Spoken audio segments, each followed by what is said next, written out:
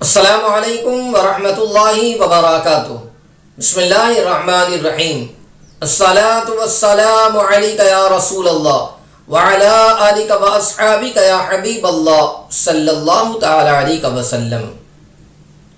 ناظرین محترم، نماز اشراق کی بڑی فضیلت ہے اور اس نماز کو پڑھنے کی کوشش بھی کرتے رہنا چاہیے، اور اس کی فضیلت اور کس طریقے سے نماز ادا کریں، کتنی رکعت نماز ہے یا کب پڑھیں، آئیے آج اسی حوالے سے کچھ باتیں عرض کروں۔ مگر اس سے پہلے میں گزارش کروں گا کہ اگر آپ نے ابھی تک ہمارے چینل کو سبسکرائب نہیں کیا تو آپ ابھی ہمارے چینل کو سبسکرائب کر دیں اور بیل بٹن دبانا نہ بھولیں، تاکہ ہماری آنے والی ہر نئی اسلامی اور روحانی ویڈیو کی نوٹیفیکیشن سب سے پہلے آپ تک پہنچے۔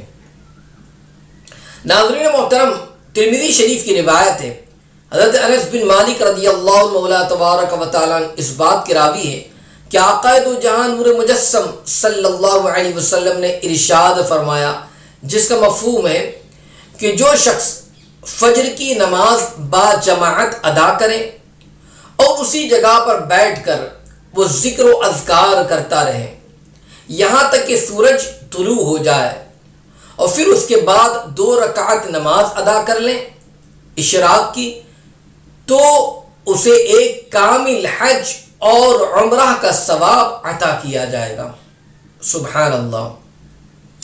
آپ دیکھیں کہ اگر کوئی بندہ فجر کی نماز کو ادا کر لینے کے بعد تھوڑی دیر ذکر و اذکار کر لے، توبہ و استغفار کر لے، درود شریف پڑھ لے یا ذکر و اذکار کرے، تسبیح و تحلیل پڑھیں یہاں تک کہ سورج طلوع ہو جائے۔ اب ہمارے فقہا فرماتے کہ سورج نکلنے کے 20 منٹ کے بعد اب نماز اشراق کا وقت ہو جاتا ہے۔ اشراق کی نماز کو ادا کریں اور 2 رکعت نماز جو ہے اشراق کی نیت سے ادا کرنا ہے۔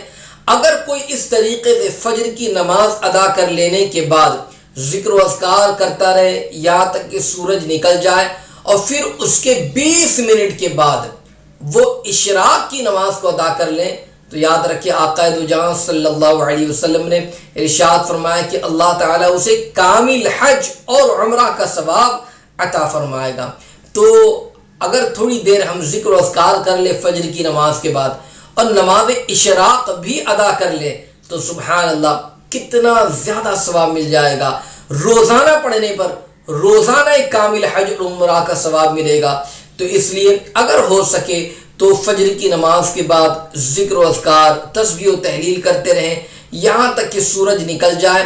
اب 20 منٹ گزر جانے کے بعد جو ہے وہ نماز اشراق کو ادا کریں، انشاءاللہ العظیم اس فضیلت کو ہم پا لیں گے۔ اس سے جتنا زیادہ ممکن ہو سکے اس کو پڑھنے کی کوشش بھی کریں اور دوست احباب کو شیئر بھی کریں، ان کو بھی بتانے کی کوشش کریں۔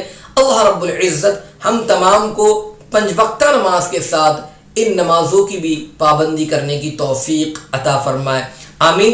السلام علیکم ورحمۃ اللہ وبرکاتہ۔